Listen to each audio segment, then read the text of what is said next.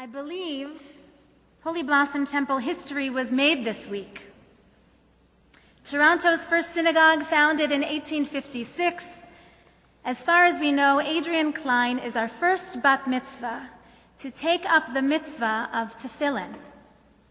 Thursday morning, she came with her family to show her enthusiasm for this particular mitzvah, to put on tefillin as soon as she became of age to do so.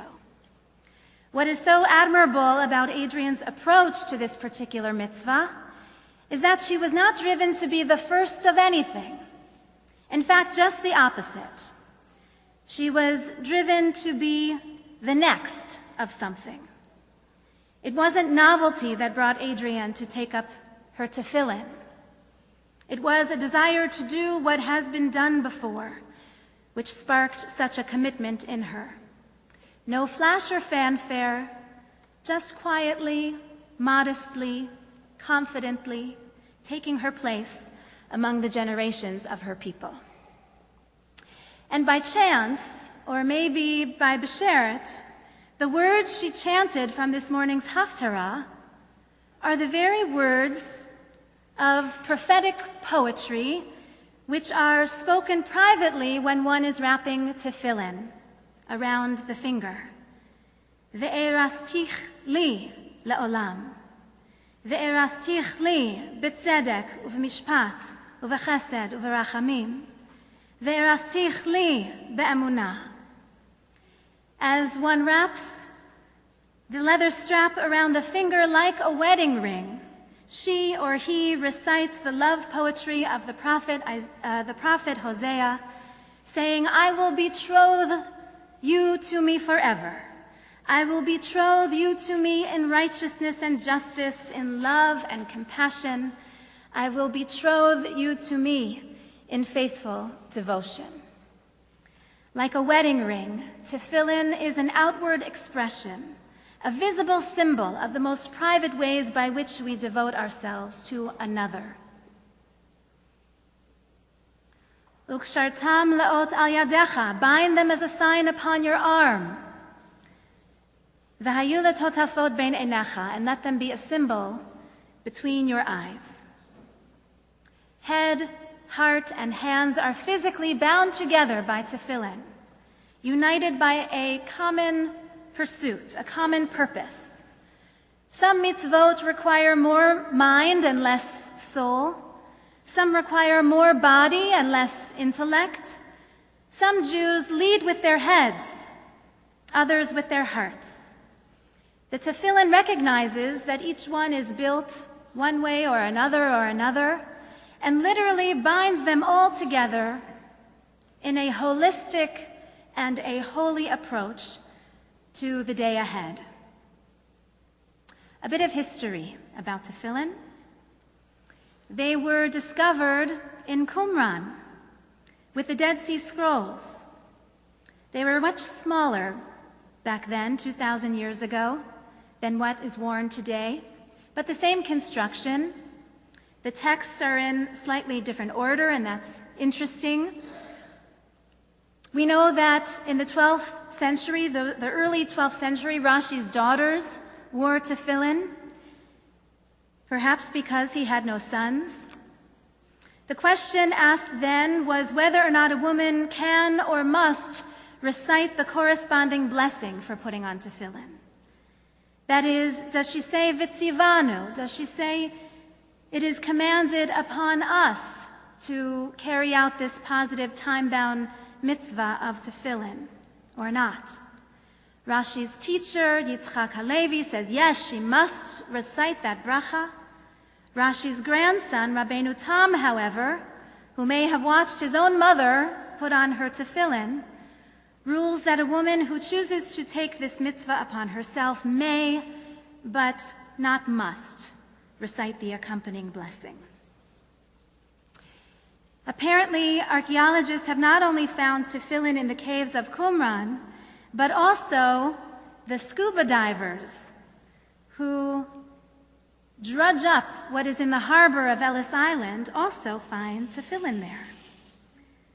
As the ships filled with Jewish immigrants made their way into the harbor and were greeted by the Statue of Liberty, it seems that some cast their tefillin overboard.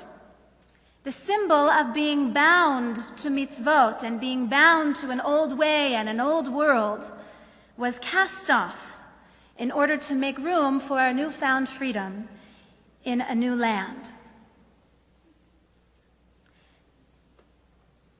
The question every questioning Jew must ask is, how does this mitzvah before me, any mitzvah before me, elevate?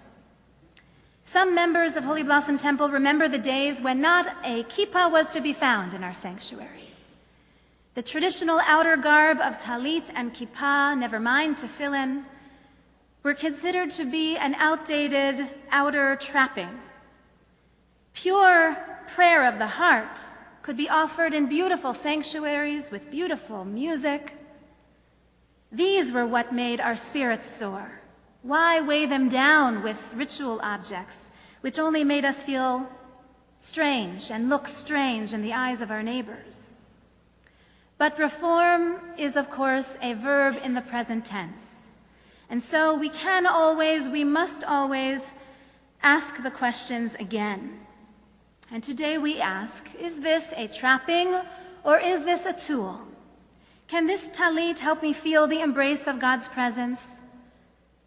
Can its tzitzit remind me to do mitzvot of all shapes and sizes? Can this kippah help me to find humility in God's presence?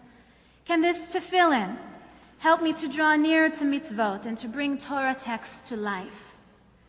Today, some Reform Jews answer yes. I remember when we celebrated the 80th birthday of our beloved congregant, Leonard Levy. Leonard has memories of Rabbi Eisendrath and when Holy Blossom was downtown on Bond Street. He serves the Holy Blossom community with boundless devotion. He is a warden of our congregation and for many decades was the head usher together with Morris Vagoda, alav hashalom. And they stood there like pillars, greeting congregants and guests every Shabbat, every holiday. And for his 80th birthday, Rabbi Moskowitz presented Leonard with a beautiful talit. And with a twinkle in his eye, Leonard wears this talit with grace and with pride. And I happen to think it makes him look younger too. But apparently, when his dear friend and his partner in the ushering aisle, when Morris Vagoda first saw him in that talit, he said to Leonard, "What, is it Halloween?"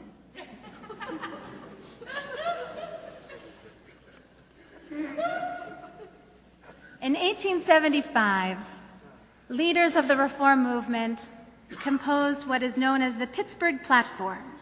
And there it is written, "We hold that all such Mosaic and rabbinical laws as regulate diet," those are the laws of kashrut, "and priestly purity," those are the laws including mikvah, and also the laws of dress, like talit and kippah, originated in ages and under the influence of ideas altogether foreign to our present mental and spiritual state.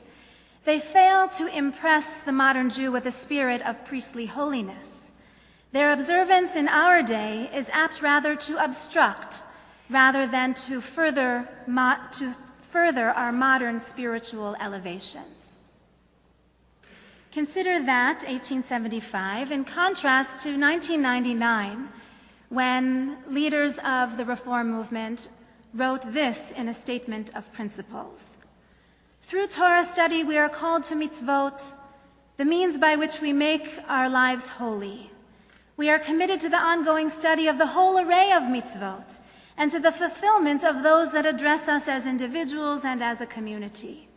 Some of these mitzvot, sacred obligations, have long been observed by Reform Jews. Others, both ancient and modern, demand renewed attention as the result of the unique context of our own lives, of our own times. 125 years of Reform Judaism, always in the present tense. Reform Judaism has always affirmed mitzvot both in principle and in practice. The idea of being commanded by our God, the idea of being duty-bound to fulfill a mission, the idea of expressing our devotion to God through mitzvot, these have all been central to Reform Jewish life since its founding 200 plus years ago. The question, however, has more to do with the repertoire of mitzvot. In Reform Jewish life, the repertoire of mitzvot was often small. This I can say for my own family. My children are fifth-generation Reform Jews. By one line, on my mother's German-American side, and on another line, my father's Czech-American side. As far as I know, nobody in 5 generations of our family ever ate on Yom Kippur. As far as I know, nobody in 5 generations of our family ever ate bread on Pesach. Nobody in 5 generations ever willfully violated the wide range of ethical mitzvot. On the other hand, I'm quite sure that there were some ritual mitzvot that were never practiced in those 5 generations. I don't believe any of the women in these family lines ever went to the mikvah, for example, other than for a bit of experimentation.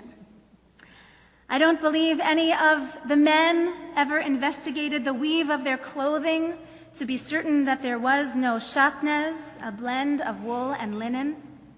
I don't believe the men or the women of these generations knew what to look for in order to discern if a chicken was kosher or not. I don't believe the women or men of these generations wore tefillin with any regularity. And yet they certainly saw themselves joyfully and seriously bound to Judaism, bound to keep the Jewish calendar, to mark the Jewish life cycle as we do, and tightly bound to Israel, and tightly bound to world Jewry, tightly bound to their synagogue community, which led to a cultivation of spiritual expression. Through all these, they found themselves in one way or another bound to their God. And for the past 4 decades, the repertoire of mitzvot has been expanding for Reform Jews. We are asking, as we always have, what is required of me to give full expression to my religious convictions and for striving for God? We are asking, as we always have, what is required and what inspires, so that I might act in ways which call attention to the covenantal relationship between God and the Jewish people. We can never perform all the mitzvot. No one can. No one ever has. But we can take our rightful place at the set table without insecurity or shame, with curiosity of the intellect and curiosity of the spirit. We must claim our rightful place at the set table, at the Shulchan Aruch, that table which has been set for us together with fellow Jews of all stripes from across all lands and across the generations. We can join in this feast of mitzvot. We can sample them. We can savor them. We can be nourished by them. And then we can turn to offer praise to God for the gift of them and all that they stand for. That is exactly what we're doing at this very moment, with Shabbat and Torah and prayer, Bat Mitzvah and Simcha.